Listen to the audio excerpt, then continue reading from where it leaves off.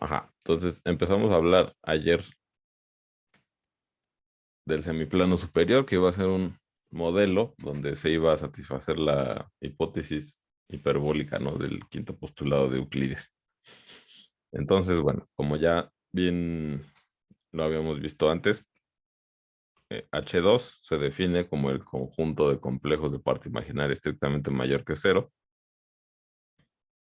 Entonces, bueno, pues tenemos el eje real, ¿no? Y todo lo que está por encima del eje real, pues es lo que vamos a trabajar como H2, ¿no? Luego se define algo que pues, probablemente muchos de ustedes nunca habían escuchado, que es la longitud infinitesimal, que es que si tú tienes un punto en el plano complejo y perturbas la coordenada real por un número chiquitito y perturbas la coordenada imaginaria por un número chiquitito, entonces la hipotenusa del triángulo que se genera ahí, por definición, o sea, esto es una definición, ¿no?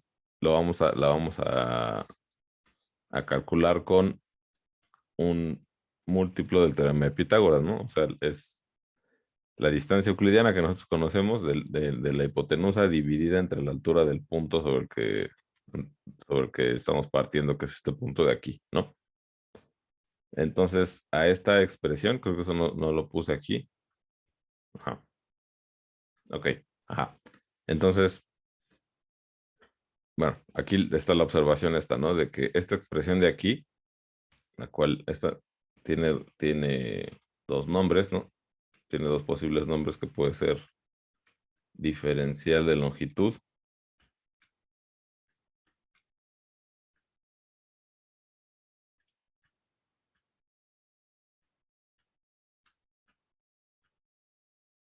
o infinitesimal de longitud, dependiendo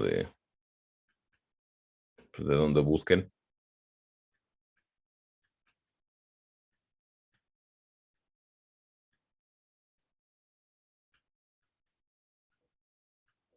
Que bueno, o sea, simplemente es una regla para calcular distancias chiquitas, ¿no? Nada más es eso. Entonces, bueno, esta cosa está definida de esta forma con la intención de que, ¿qué?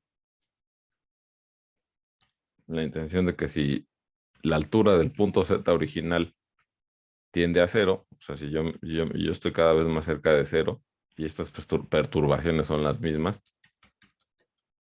entonces la hipotenusa, como pues, depende de la altura del punto, entre más chico sea y, pues entonces el diferencial de longitud diverge, tiende a infinito, y si la altura del punto es muy grande, o sea, si Z está más arriba, más lejos, digamos, entre comillas, del eje real, entonces el diferencial de longitud pues tiende a cero, ¿no? Esa es esa es la idea, ¿no? De por qué se diseña así. Y esa noción de distancia tiene que ver con, bueno, se define así para que justamente nunca te puedas hacer, nunca te sientas, nunca estés lo suficientemente cerca del eje real, ¿no? Pareciera ser que en el semiplano, pues estar cerquita del eje real a lo mejor involucra que estás como cerca de una frontera donde se acaba ese lugar, ¿no? Donde se acaba el semiplano. La distancia se define de esta forma justamente para que cuando estés muy cerca del eje real las distancias se hacen muy grandes y entonces pues en realidad entre más cerca estés del eje real, pues las distancias hiperbólicas que van a estar inducidas por esta expresión de aquí, pues van a ser más grandes y pues incluso van a diverger, ¿no? Ok. Entonces, bueno, tenemos también la noción de longitud hiperbólica de una curva, ¿no? Que, bueno, si recuerdan, se construye, bueno, se define así, ¿no? O sea, si tú tienes una curva de, de una curva que va a ser pues, una función que va de un intervalo cerrado a h2, donde pues digamos uno de los extremos es gamma de A y otro de los extremos es gamma de B, y pues todos los valores que están entre A y B pues, son los puntos de la curva. Bueno, las imágenes de los valores que están en medio, ¿no? De este intervalo A y B son los puntos de la curva. Entonces se define la longitud hiperbólica como la integral de este diferencial de longitud sobre los puntos de la curva, ¿no? Entonces esto puede sonar algo, o sea, esta definición de esta cosa de aquí puede parecer pues un poco, se puede asustar, ¿no? Un poco, pero simplemente la idea de esto, lo que tenemos que tener en mente es que la integral lo que hace es sumar cosas muy chiquitas a lo largo de a lo largo de todo el intervalo, ¿no? Entonces lo que le estaba recordando ayer, que de hecho, pues más bien vamos a usar el dibujo que tengo en las notas, es esto de aquí. O sea, yo tengo una curva gamma, ¿no? Aquí tengo los extremos gamma de A y gamma de B. Y entonces lo que sucede es que cuando uno quiere calcular la longitud de la curva, lo que hace es que parte la curva en pedacitos, te fijas en estos segmentitos de aquí, sumas esos segmentos y la suma de esas longitudes de esos segmentos te da una aproximación de la longitud de la curva. Entre más puntitos tú te tomes, ¿no? Entre la partición de la curva que tú te tomes, bueno, del dominio de la curva sea más fina, pues la suma de esos segmentitos va a aproximar cada vez mejor y la longitud de la curva se define como el límite de todas esas sumas, ¿no? Entonces, en el límite tú estás sumando pedacitos muy chiquititos de triangulitos, ¿no? Pedacitos infinitesimalmente pequeños de hipotenusas de triángulos, que ahora en lugar de calcular las longitudes de estas hipotenusas con el teorema de Pitágoras, como supongo que lo han hecho ustedes en cálculo, los que hayan visto longitud de arco en cálculo, en lugar de calcular las distancias con esa longitud, las sumamos con la longitud que acabo de definir yo, ¿no? Con el infinitesimal de longitud hiperbólica. Y entonces, bueno, pues tenemos aquí la longitud hiperbólica de la curva está dada por integrar o sumar estas cositas, ¿no? Las hipotenusas de los triángulos infinitesimales. Estas hipotenusas las mediremos con esta expresión, ¿no? Entonces, en esencia, la idea que hay detrás de la longitud hiperbólica de una curva es esa. No es necesario que sean expertos en teoría de integración, ¿no? Para entender, para darse una idea de por dónde va esto. No nos vamos a quedar mucho tiempo no vamos a trabajar tanto con la longitud hiperbólica como una integral. Nada más es nada más es que, pues más o menos estén familiarizados con la idea para poder seguir avanzando, ¿no? Ok,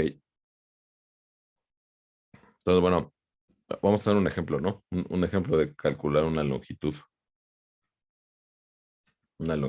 muy fácil. De hecho, creo que la única longitud que vamos a calcular con esta definición, ¿no?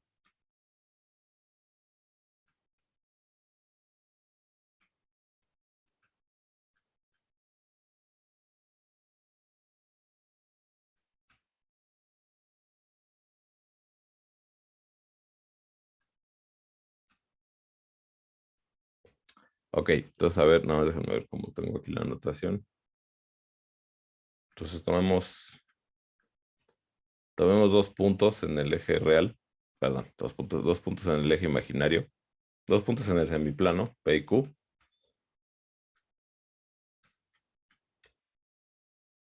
tales que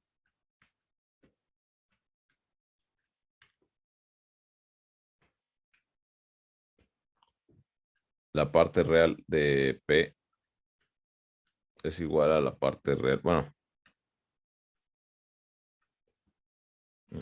sí, vamos a ponerlo así. La parte real de P es igual a la parte real de Q. O sea, ¿qué quiere decir? Bueno, pues estoy en el semiplano, estoy aquí. Y tengo dos puntos, que es su parte real, o sea, su coordenada X.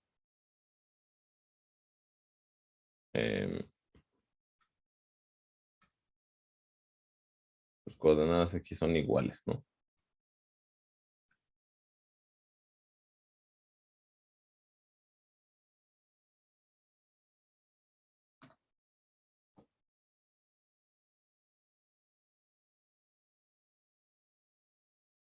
Entonces, bueno, a ver, este de aquí es P y este de aquí es Q. Ok. Ujú. Entonces, a ver, aquí, ¿qué pasa si yo considero, pues consideremos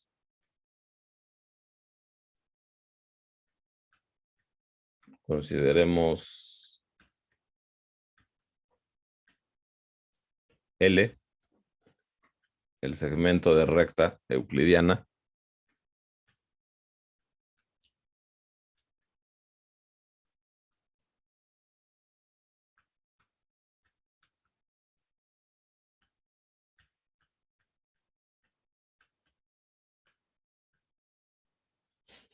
el segmento de recta euclidiana,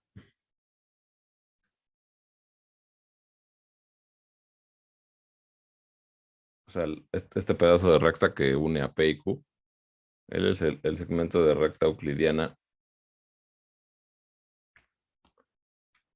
que va de P a Q. Ok.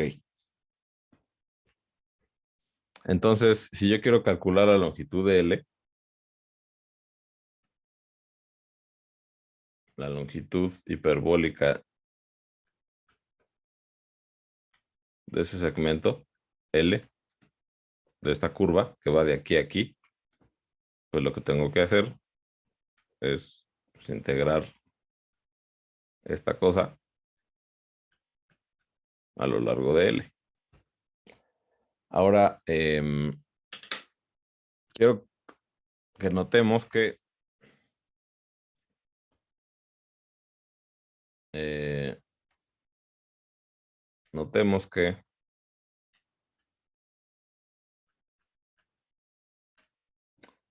la trayectoria de esta curva, o sea, el movimiento el movimiento en el plano que describe ir de P a Q o ir de Q a P sobre esta curva, sobre este pedazo de recta, es completamente vertical, ¿no? No hay movimientos horizontales. Entonces eso quiere decir que a lo largo de los puntos de L,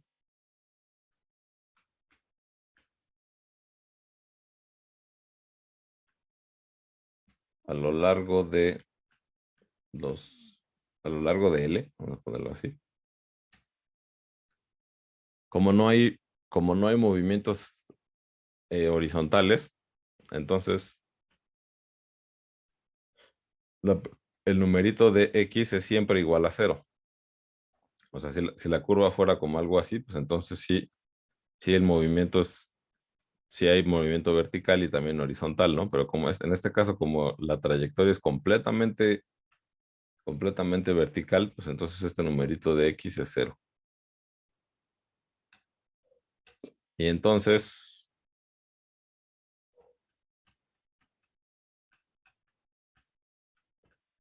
pues, ¿qué me queda? Que la longitud hiperbólica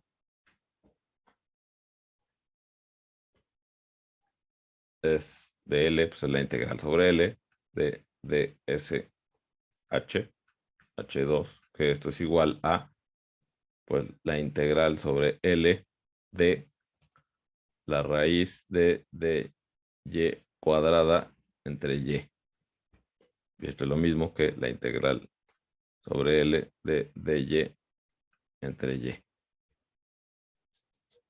Bueno, ok. Aquí más bien sería la integral, digamos, de la parte imaginaria de P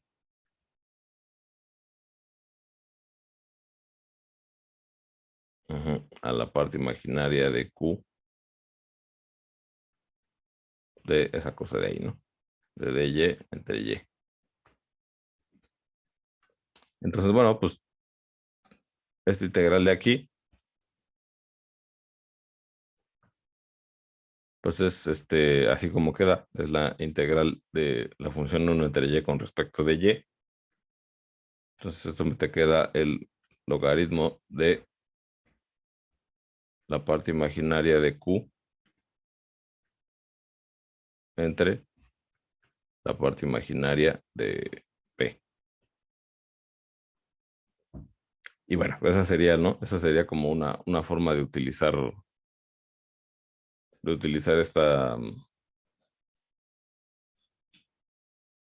definición para calcular esta longitud. Y pues esta es la única longitud que vamos a calcular en el curso con esta definición, ¿no? Nos agarramos el caso fácil porque pues al tomar al tomar esta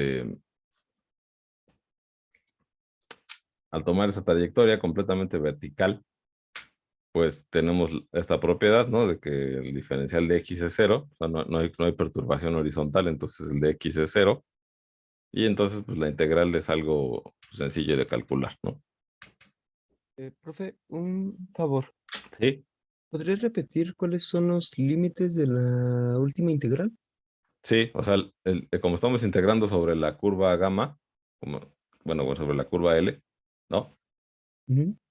Pues entonces yo me tomo los límites como que voy, o sea, este punto P y este punto Q son números complejos, ¿no? O sea, son números complejos que tienen la misma parte real, ¿no? La misma coordenada X. Sí. Entonces, pues la curva, o sea, bueno, es que nunca dije quién era la curva L, ¿no? Pero la curva L, digamos que tendría que ser, pues, una función que va de algún intervalo en el plano hiperbólico, ¿no? Entonces, ¿cuál va a ser el intervalo? Pues va a ser el intervalo que es la parte imaginaria de P, coma, la parte imaginaria de Q, ¿no? Ok. O sea, que son las alturas, ¿no? O sea, esta distancia y esta distancia. Pues es como si fueran una integral de las que han visto en cálculo, pero el intervalo sobre el que vamos a integrarles, pues es un intervalo que está volteado, ¿no? O sea, está rotado verticalmente, pues. Entonces, ajá, la curvita sería esta que va de H2, de ese intervalo en H2. Y pues, o sea, la función lo único que hace es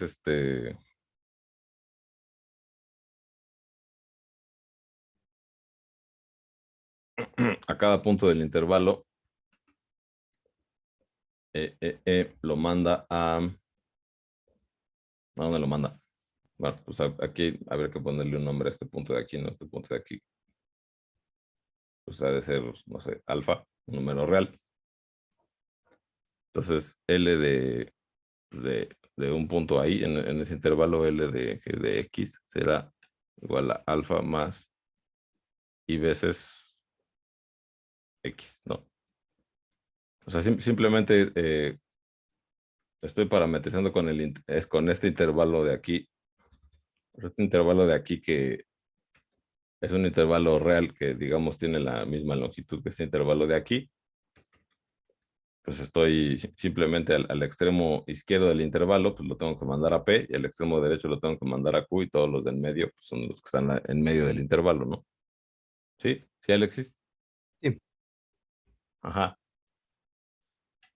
Ok, entonces, bueno, a ver, ¿alguien más? ¿Alguien tiene algún comentario?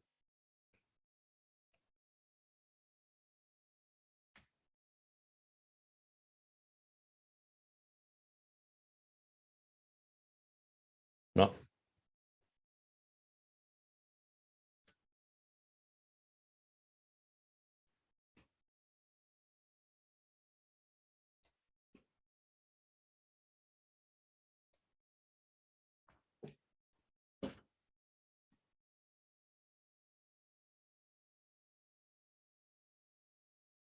no, ok. Bueno, algo que hay que notar es que en el caso, a ver, no sé si eso viene aquí en las notas, no, pero sí. Ok, entonces, en el caso, bueno, siguiente página. Observación.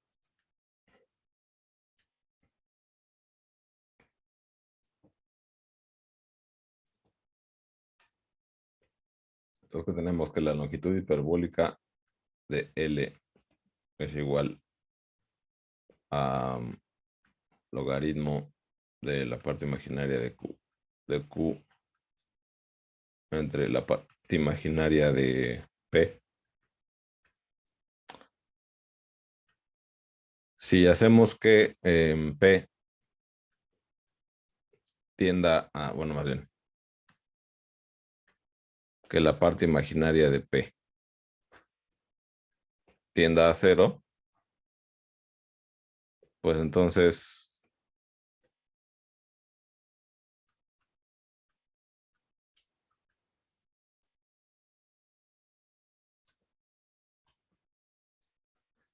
qué pasa con esta cosa, con la longitud hiperbólica de ese segmento? Ese numerito, ¿cuánto vale? ¿O a dónde se acerca conforme la imagen de P tiende a cero? La parte imaginaria de P tiende a cero, perdón.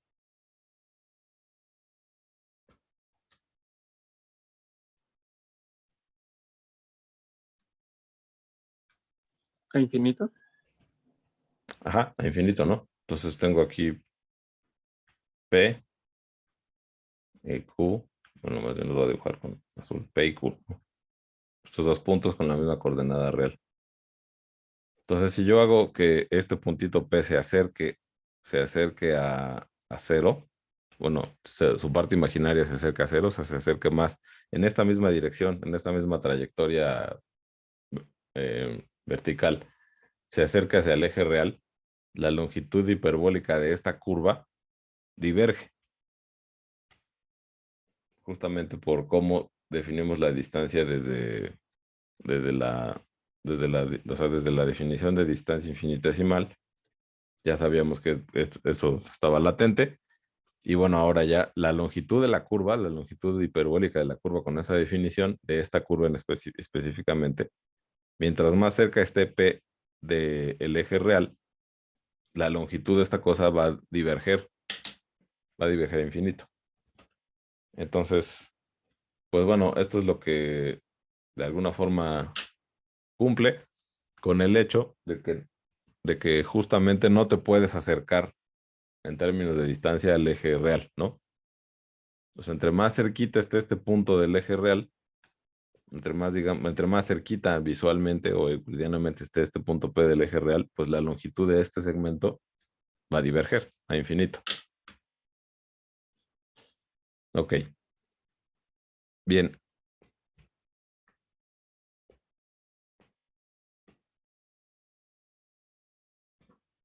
Bueno, entonces ahora, bueno, si nadie tiene algún comentario, nadie tiene comentarios, preguntas de esto.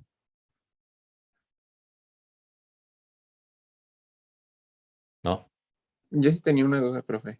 dime Luis. Bueno, si en este caso, si la imagen de Q tiende a cero, pues digamos que el argumento del logaritmo, pues se Ujú. va a, o sea, es cero y entonces tendría menos infinito. Entonces, nada más quería preguntarle si indistintamente también decimos que bueno, que la longitud, que como la definimos, también se va a infinito. O sea, en vez de decir menos infinito. Ya, o sea, dices si la... ok, o sea, dices si Q tiende a cero, bueno, es que hay, o sea, ajá, sí entendí. O sea, si Q tiende a cero, pues eventualmente Q va a estar aquí abajo, ¿no? Abajo de P. Sí, Y lo que va a pasar es que se va a voltear, o sea, es que, bueno, hay que tener en cuenta eso a la hora de que uno hace este cálculo, ¿no? Porque mientras Q esté por arriba de P, la integral que hay que resolver es esta. Pero cuando Q esté abajo de P, entonces la integral que hay que resolver es menos esta. O bien intercambiar los límites de integración, ¿no? ¿Sí? sí, ya. Esa es la cuestión. O sea, o sea, cuando Q está abajo de P, pues hay que cambiar los límites de integración, no hay que calcular la integral inversa, ¿no? Porque tenemos una orientación, o sea, nosotros cuando calculamos una integral en un intervalo, tenemos una orientación, ¿no? O sea, tenemos ya una orientación privilegiada, ¿no? Yo calculo la integral de A a B de pues, una cierta función. Yo no calculo la integral de B a A, ¿no? Y bueno, si me interesa calcular la integral de b a, pues simplemente calculo la misma, pero le cambio el signo, ¿no? Ok. Sí, sí, esa es la diferencia. Ujú. Bueno, ¿alguien más?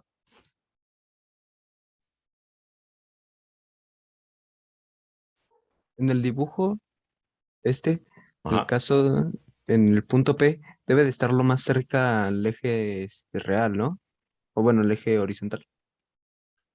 Sí, o sea, bueno, aquí estoy dibujando un segmento cualquiera Sí, y bueno, lo que quiero decir es que, o sea, en el caso de esta observación, cuando P tiende a acercarse al eje real, esta distancia diverge infinito, ¿no? sí, ok, Ajá, gracias. ajá. Eso es a lo que me refiero, ¿no? Cuando P se acerca al eje real, pues la longitud diverge. ¿Alguien más?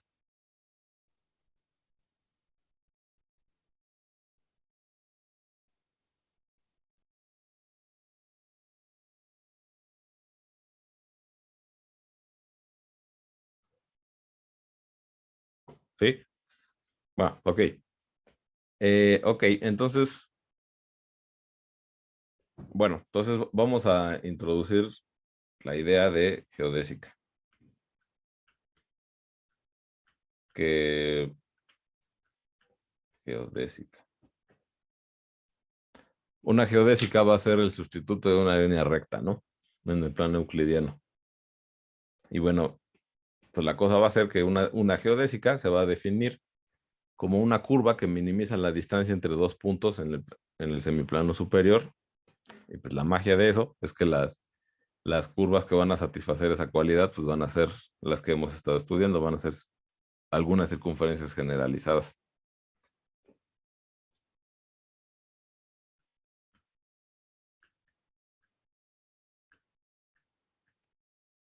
Definición.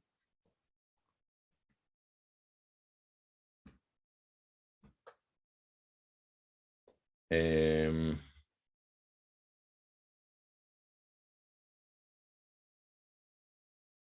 a ver, sean P y Q en el semiplano superior. Ujú. Y gamma, pues una curva, ¿no? Del intervalo 0, 1 en H2, ¿no? Bueno, pues una curva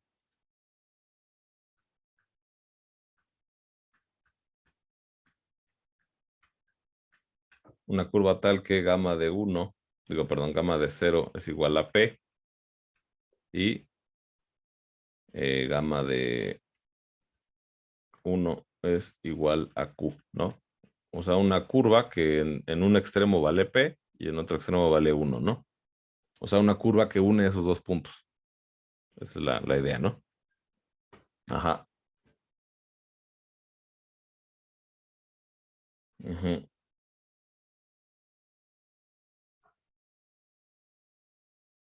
Entonces, decimos,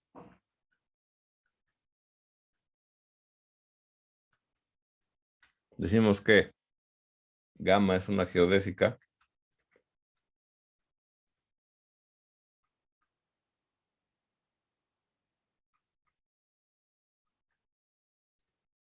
si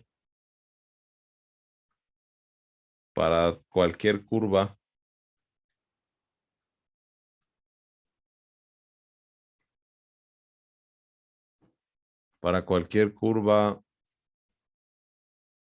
gamma gorro, em, para cualquier curva gamma gorro que va de P a Q, se cumple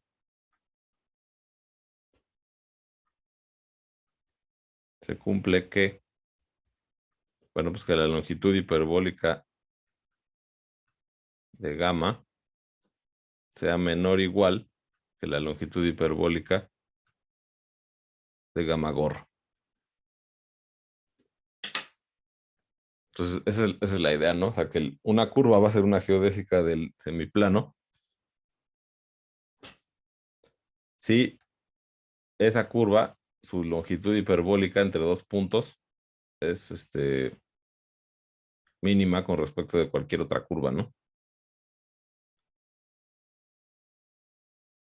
Geodésicas de H2, ¿no? Ok, entonces esa es la definición. La definición de geodésica. En este caso, en este contexto específico, una geodésica es una curva que va a minimizar la distancia entre dos puntos, ¿no? O sea, una curva gamma que va de P a Q, ¿no? Que en un extremo del intervalo vale P y en el otro vale Q. Decimos que es una geodésica si para cualquier curva, si para cualquier otra curva que digamos vaya de P a Q, la longitud hiperbólica de gamma siempre va a ser menor o igual que la longitud hiperbólica de gamma de la otra curva, ¿no? Que vaya de P a Q. Ok. Entonces, bueno, esto nos lleva a definir una distancia entre dos puntos cualesquiera del plano.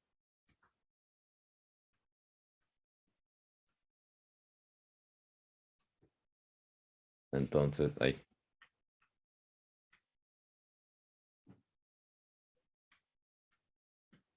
Dados dos puntos, dados P y Q.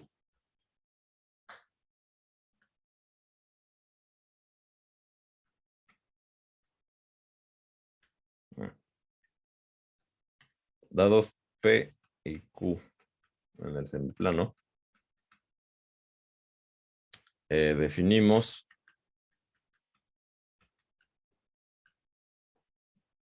Definimos la distancia hiperbólica entre ellos.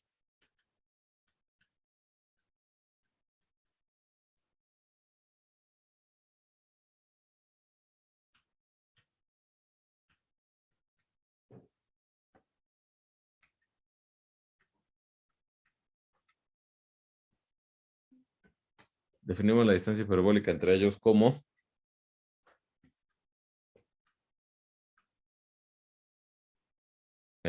ajá. Vamos a poner la distancia hiperbólica entre P y Q va a ser igual a la longitud hiperbólica de gamma, pues donde gamma es una geodésica que va de P a Q, ¿no? Bueno, donde gamma es una curva del intervalo 0,1 en H2, tal que gamma de 0 es P, gamma de 1 es Q y gamma es una geodésica.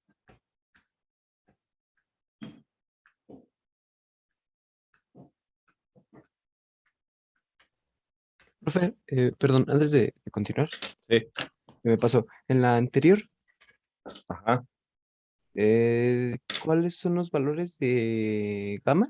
Dijimos gamma de 0 es igual a P y gamma de 1 es igual a Q. sí, Ok, sí, sí, sí. Hasta en realidad puede ser cualquier intervalo, ¿no? Más que bueno, yo, pues, para hacerlo más familiar, pues agarré el 0,1, pero puede ser en cualquier intervalo cerrado. ok. Ujú.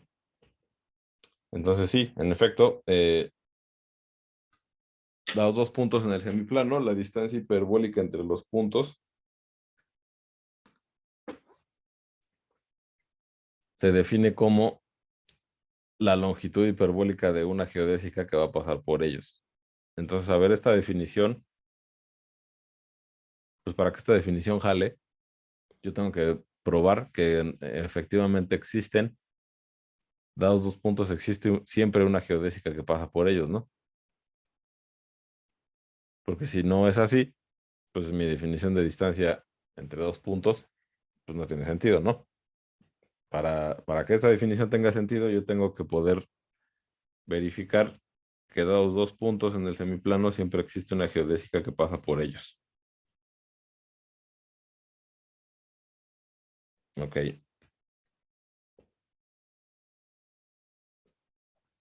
Bueno, hasta aquí alguna pregunta.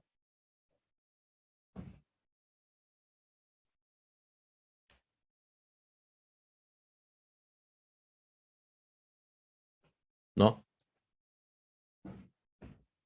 Ok, entonces, ajá, entonces lo que tenemos que hacer ahora es verificar eso, que dados dos puntos, cualesquiera, siempre existe una geodésica. Entonces vamos a poner aquí eso, ¿no? Para que nuestra definición tenga sentido.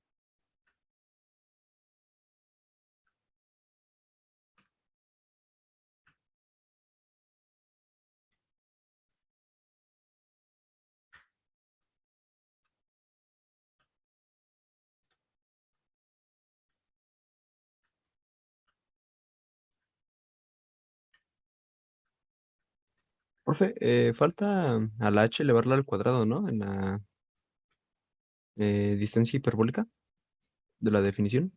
A la H. Ajá.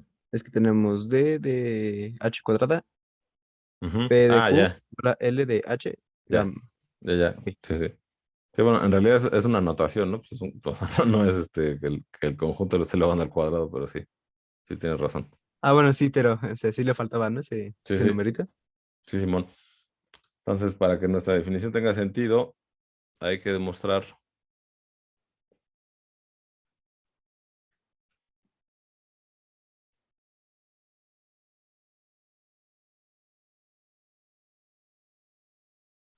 hay que demostrar que, ¿qué? Hay que demostrar que siempre existen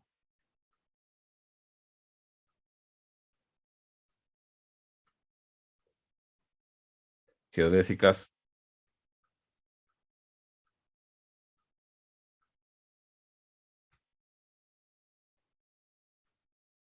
entre cualesquiera dos puntos de H2, ¿no?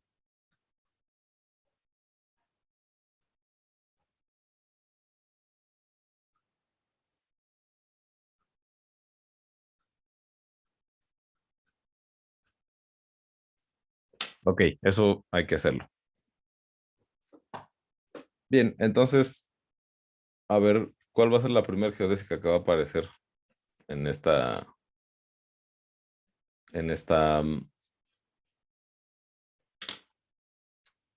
en esta historia, ¿no?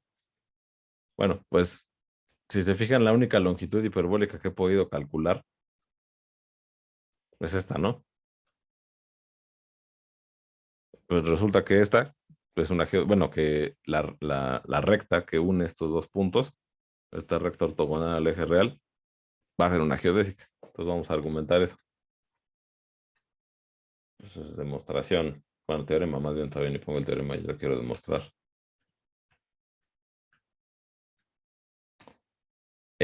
Ajá. Si P y Q, puntos de H2,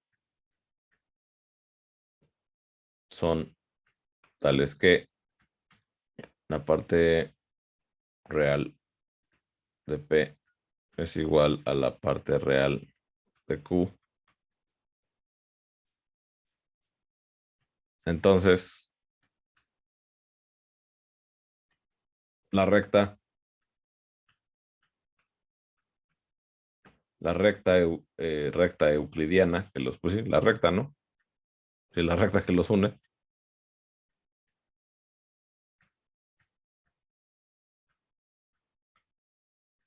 es una geodésica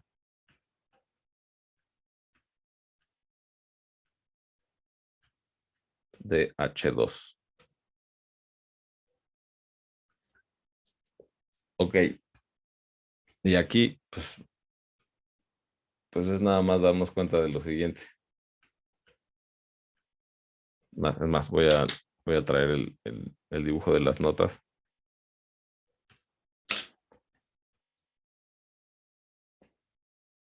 Ujú.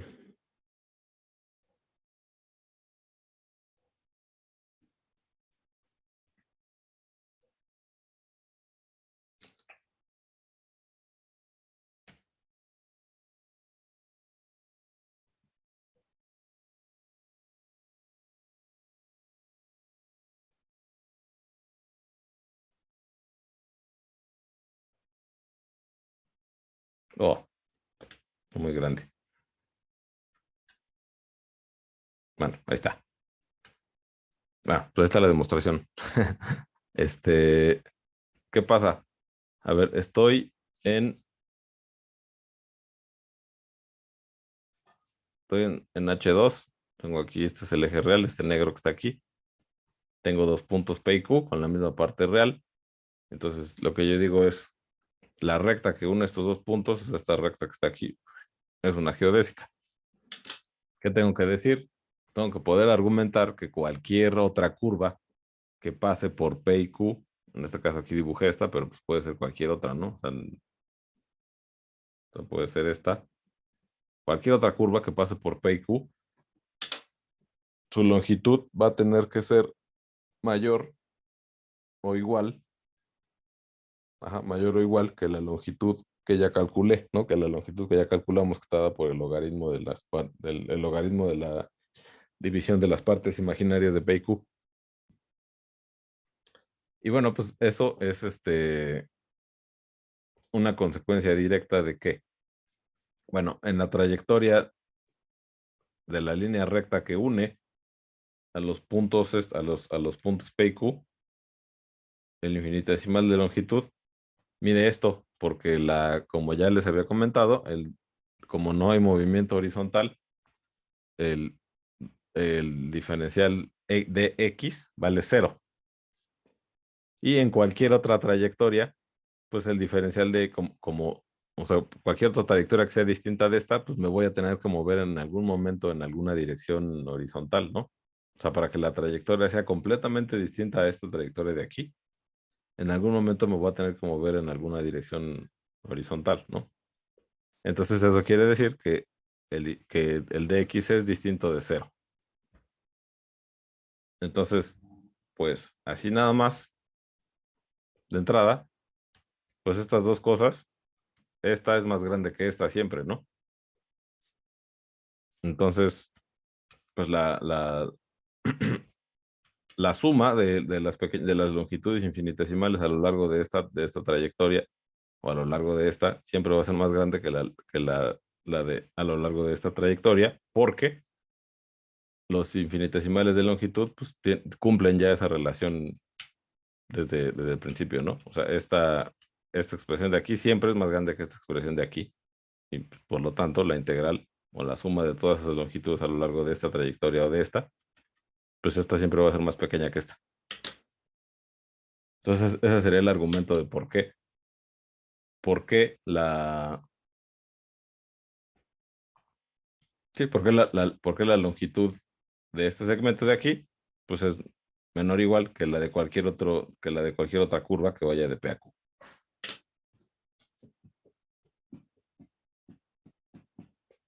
Entonces, bueno, ok, ahora vamos a escribir eso.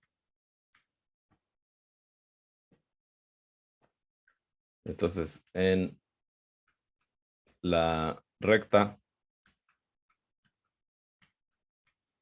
que une a P y a Q, bueno, que va de P a Q,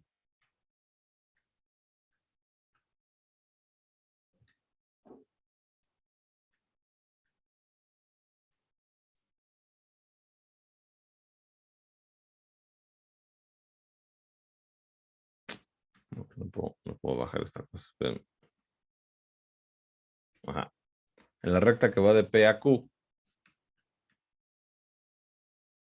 tenemos que dx es igual a 0 y en cualquier otra trayectoria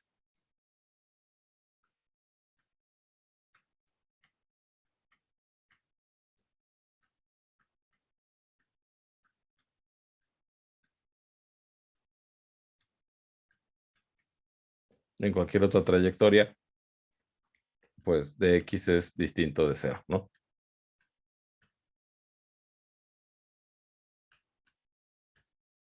Entonces, pues por lo tanto, lo que les había puesto, ¿no? La raíz cuadrada de dy entre y, eso es menor o igual. Eso es menor o igual que pues, la raíz cuadrada de x cuadrada más dy cuadrada entre y. No me equivoqué, ¿no? O sea, de y entre Y. ¿Cómo lo puse en el dibujo? Ah, eso está mal. Porque la raíz, bueno, aquí me quito, tengo que corregir esto, ¿no? Que la raíz solamente involucra la parte de arriba, ¿no? No en ambos casos. Pero sí está bien, ¿no? Al momento de meterlo al cuadrado, la Y, ¿Cómo? porque digamos la distribuimos entre la parte, o sea, entre el numerador y el denominador y se cancela el cuadrado, ¿no? Entonces sí está bien. No, pero lo que el profe decía era que la raíz nada más va al numerador, ¿no? Que el denominador no lo afecta, ¿o no? Pues a ver, ya no sé, ya me confundí. A ver, déjame ver. Es que como el denominador está al cuadrado, pues no le afecta que, o sea, se mete el denominador a la raíz como al cuadrado. Entonces está bien en el dibujo. Sí, pero o sea, es que en la definición lo puse así, ¿no? O sea, la raíz solamente va arriba. Y bueno, de todos modos, o sea, si aquí hubiera puesto al cuadrado y hubiera puesto raíz de esto, pues sí pasa lo que dice, o sea, sí pasa lo que cuando e de x vale 0, pues se cancelan los cuadrados con la raíz y pues ya no. O sea, que te queda nada más de y entre y, pero sí. O sea, más bien yo me equivoqué en el dibujo. O sea, aunque así como está aquí, pasa pues, que se van los cuadrados, digamos, con la raíz. Esta raíz nada más va arriba. Sí, bueno, perdón. Perdón por el error, pero bueno, siempre que uno escribe algo, pues ahí se van errores y pues es bueno darse cuenta de ellos. Ok, entonces esto hay que corregirlo, pero bueno, imagínense que la raíz nada más habla de la parte de arriba y pues en este caso, ajá, o sea, es que hay dos errores aquí. Uno es que la raíz solamente va en la parte de arriba y la otra es que la y no es no se le va al cuadrado. No sé por qué lo puse así, porque en la definición pues así no se define así. Ok, perdón. Entonces, aquí es así como está aquí, ¿no? O sea, esto es lo que tengo que integrar en el caso de las dos curvas. Y entonces, bueno, pues por lo tanto, la longitud, bueno, y pues por lo tanto, la integral de esa cosa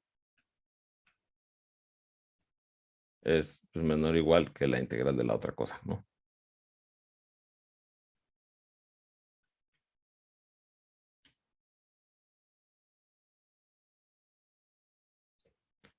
Y pues ya, ¿no? Pues entonces, pues, por lo tanto, la recta que une esos dos puntitos, pues es una geodésica.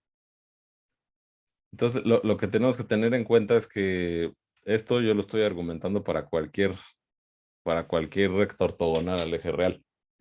O sea, la conclusión de este resultado es que las rectas ortogonales al eje real son geodésicas del semiplano.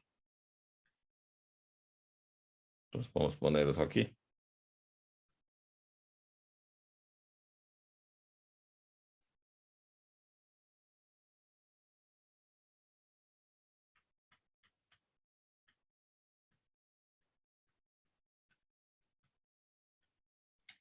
En conclusión, las rectas ortogonales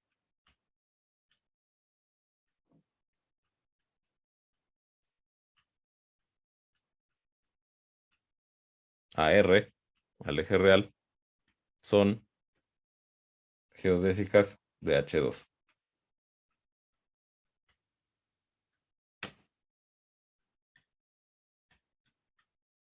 Ok.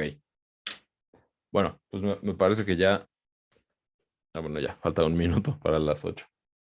Bueno, no sé, ¿cómo ven? ¿Qué opinan? ¿Tienen alguna duda? ¿Comentario?